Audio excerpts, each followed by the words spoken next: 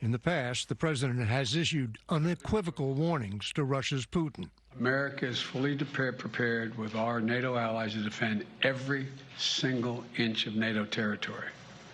Every single inch. So, Mr. Putin, don't misunderstand what I'm saying. Every inch. That would require invoking Article 5 of the NATO treaty, in which an attack on one is an attack on all.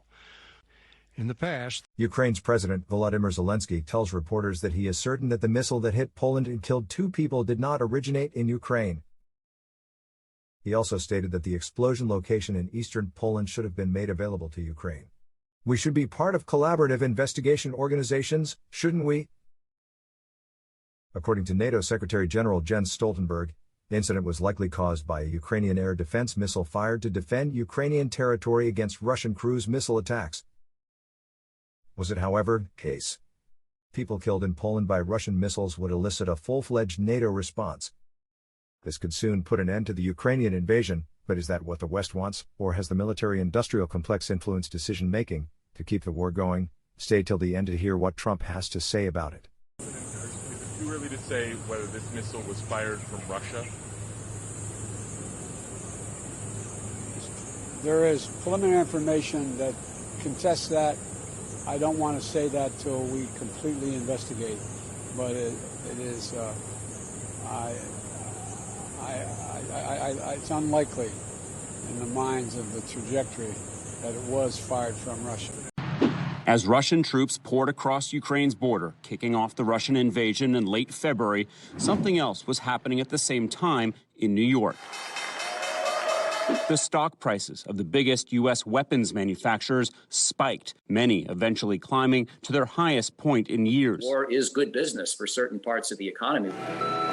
The latest American weapons shipments to Ukraine include systems like scores of 155mm howitzers that haven't been sent before, Switchblade and Ghost drones, hundreds of armored personnel carriers joining the now well-known and brutally effective Javelins and Stingers on Ukraine's battlefields.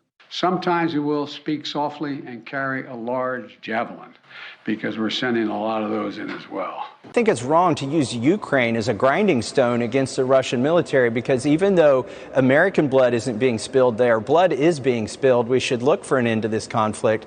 But I'm worried that the military-industrial complex doesn't want an end.